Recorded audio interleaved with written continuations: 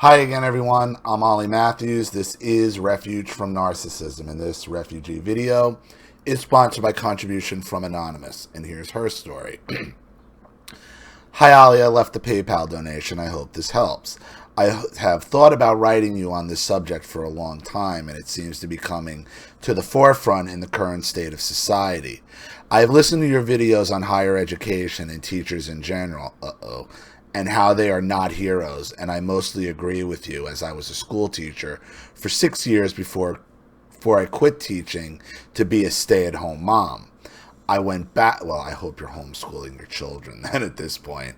I went back to school to be a nurse when my kids were older, okay? But I had many negative experiences as a teacher with other teachers that were lazy or did not want to be teachers at all. Right, well, that's the teachers union does nothing but protect bad teachers, make sure these teachers are overpaid and underworked. That's public school teachers. Overpaid and underworked. Overpaid and underworked. And there's no way to fire them once they have tenure. None. There were teachers that hated their students and found any excuse to not teach, whether it was putting on a video for the kids to watch or just giving them busy work the entire class while they went outside for a smoke break. The past school year has really highlighted how lazy I think my children's teachers have become. My children go to a hybrid school, which is 3 days a week remote learning and 2 days in person. The in-person instructional days are only half days. My daughter says her calculus teacher doesn't know how to teach math and that she just teaches from the book and can't explain anything. I told her that when I was a teacher, if the school could not find a math teacher, they would hire any warm body to teach that class.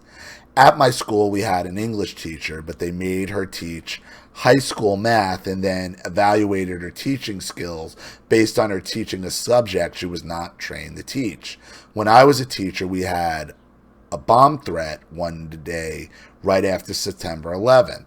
The school had to be evacuated, but when the police gave the all clear, we had to rush the students into the cafeteria and shove lunches on their trays for the last 15 minutes before the buses came, because the schools could not count it as a full school day if the kids did not receive lunch. Oh yeah, God forbid you run out of school days. On September 11th, they were worried about this. This meant the school would not get its federal funding for that day. That taught me a valuable lesson that public schools are about the money and not the learning.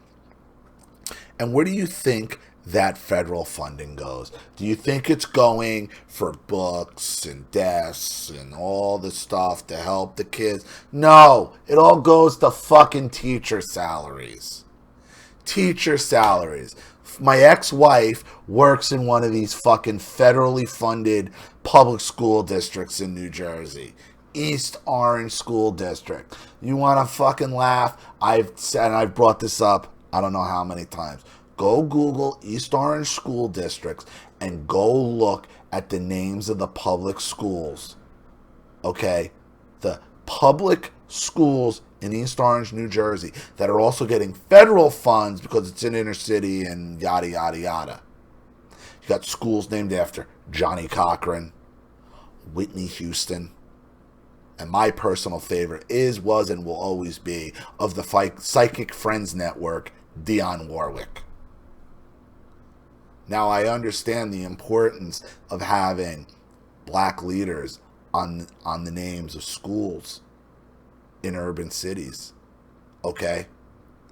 There are plenty of black leaders, some names you can put on that school before you get to Whitney Houston and Dionne Warwick. If there's a Kurt Cobain public school somewhere, I'll be shit talking that one as well.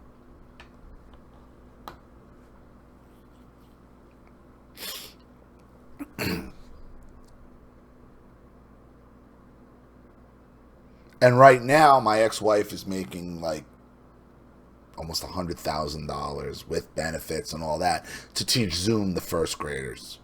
Teach on Zoom to first graders.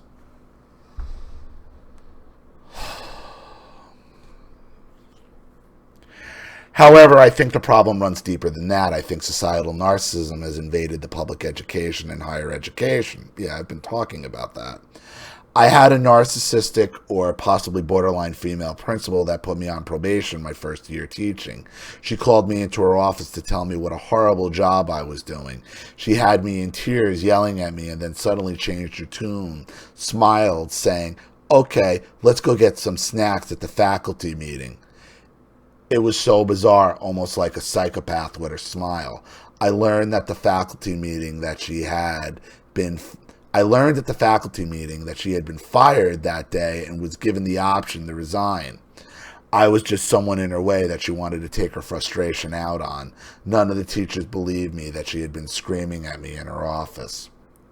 When I went back to nursing school as an adult in my late 30s, I wasn't expecting to encounter the level of narcissism and mean girl culture that permeates in higher education, especially nursing. Nursing's just as bad. They're all heroes. They're heroes too. You know, hold on while you're dying. I got a TikTok video to film, but they're all heroes. Are you seeing a pattern that you keep being drawn to narcissistic type of professions and like why are you continuing to wallow in these in these areas that breed narcissism?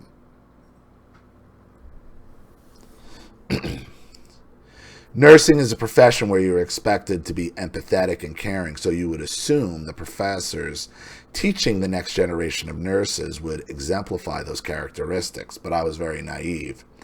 These professors were narcissistic, held grudges, hated each other, and were out to prove something to students and the other faculty. The professors were always infighting with one another, fighting for who would be queen bee. It seems to be a trend in education that those that can do, and those who can't do, teach. Yep.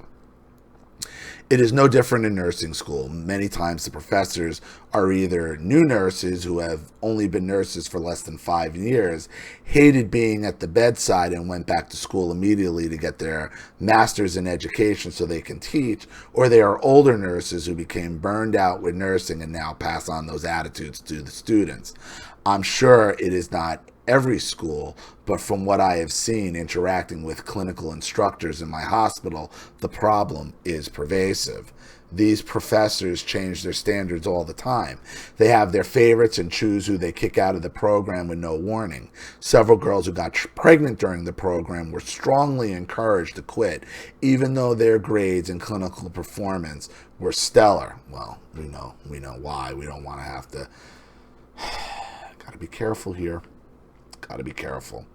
One girl who broke her ankle was strong-armed by the professors to drop out. One student had cancer, and it kept them from even, and it kept it from them. One student had cancer and kept it from them, even though we were told at the beginning of school that we had to reveal any major medical problems we had.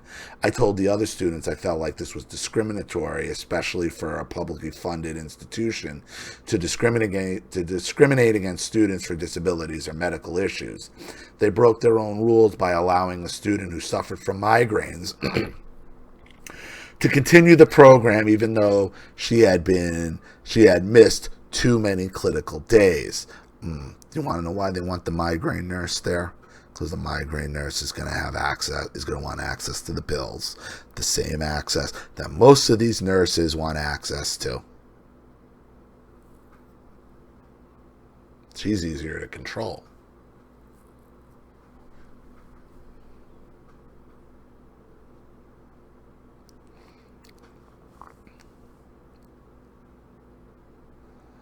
The professor allowed her to stay because she was friends with the girl's mother and went to church with her.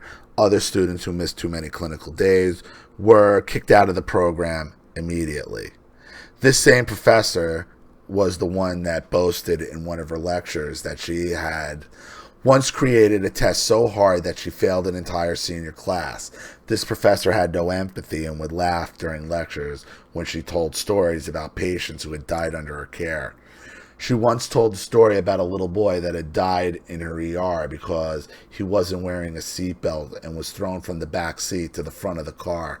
His head hit the gear shift and he suffered a depressed skull fracture that drove the bones of his skull into his brain. She said, of course he was dead on arrival. Ha ha ha. I couldn't believe she could be so cavalier, joking about the death of a 10-year-old boy. But that was most of her lectures. If she wasn't laughing about horrific medical stories, she was telling stories about her days in the ER and how she could figure out medical mysteries that even doctors could not solve. I remember catching her in several lies or just made up stories because I had seen those stories on the TV show Grey's Anatomy. They were almost verbatim, and I told some of the other students that I thought she was a narcissist or a psychopath. Like other teachers I had come across when I was a school teacher, she was lazy. Some days she would just show up for class and state, I don't have time to teach you these things. You need to learn them yourselves. I remember thinking, what are we paying you for? I had to teach myself how to read EKGs. Thank God for you two being my teacher in nursing school, or I might have never graduated. The other students, like myself, were getting scholarships and student loans that pay the tuition for these schools, and we're not getting our money's worth or taxpayers' money's worth. These institutions encourage mediocrity in their faculty to teach the bare minimum. A friend of mine in nursing school was one of the people they chose to weed out. The school started with 60 students freshman year. By senior year, there were only 15 left. I found out that the school weeds out students early on because they are rated as a nursing school based on how many students passed their boards the first time. They want good test takers to graduate so they can keep up their 100% rating, and they're not interested in making good nurses. A friend of mine was informed her senior year that she failed the test by a half point. She had a meeting with the professor to ask her what she had missed on the test and why she was being kicked out. The professor handed her a blank test and the answer key. My friend went through all the blank tests and she said she had gotten most of the answers right. When she challenged this, the professor would not look at her actual test to see what she had marked. When she demanded to see her answer sheet, the professor said she couldn't see it because it was property of the school. My friend argued with her that she was not showing her any proof that she had failed if she could not see her actual test. The professor still kicked her out. My friend hired a lawyer and sued the school. She ended up going to a private school after that, was an honors student, and is now a great nurse and working on becoming a nurse practitioner.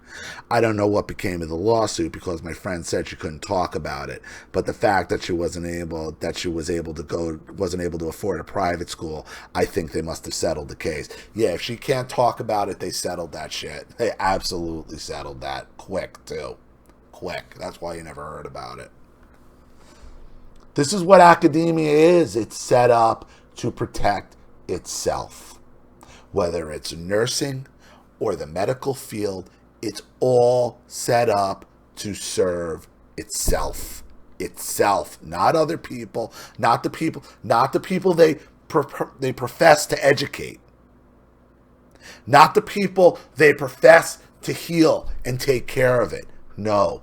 All of these heroes, all of these supposed heroes of societal narcissism serve nobody other than themselves. We're all pawns to them. The children, the patients, all pawns to them.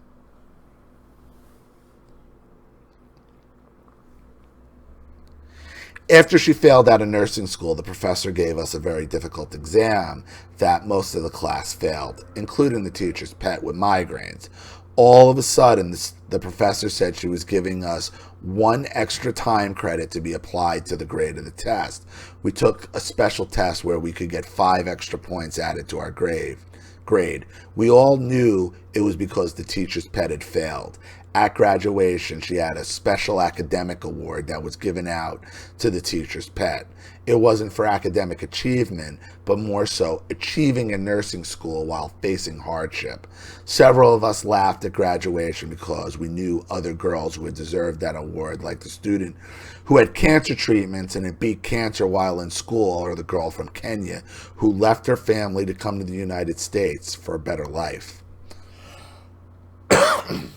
I saw dozens of students that were cut from the program because of this narcissistic psychopath who went on to be good nurses after graduating from other schools.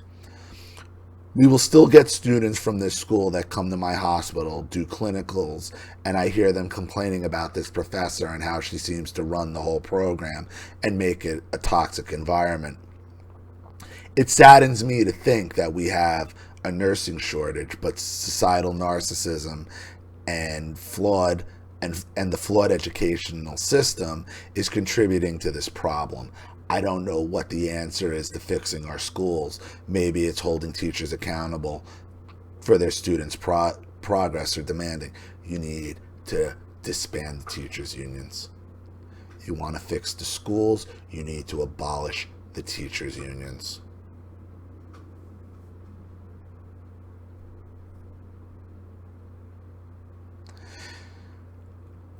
I don't know that higher education in the nursing field has its problems, but I think they're only a microcosm of the problem with higher education. Again, thank you for reading my story and for all that you do to help victims and survivors of societal narcissism. Sincerely, Anonymous. Understand something. All the heroes of societal narcissism are in it for themselves. The teachers, the doctors, okay, the cops, the firemen, they're all in it for their pensions. They're all in it for themselves. They're all in it playing the same games. All the heroes of societal narcissism. So, I hope that helps. Thank you so much for your contribution and your story, Anonymous. I really appreciate it. Thank you to everybody watching. Please leave any opinions or advice in the comment section below. And again, if you want your story read on the channel, you have a topic you'd like me to cover, something you'd like me to expose, you'd like to set up a Skype phone call, have a private video made, you'd like to sponsor a video like this for someone who needs help and can't afford it, or you just like to make a contribution to the channel in general to keep it supported, growing, and successful, because this channel survives 100% on contributions from all of you. Without you guys, all of this goes away. So if you like what you see here and you want to see more videos like this, you know what to do with the PayPal and email links in the description box. Also, please like and share this video wherever you can. Subscribe to my channel if you haven't, and be sure to click the subscription bell to be notified of all my video uploads. I'm Ollie Matthews. This has been Refuge from Narcissism. Take care, everybody.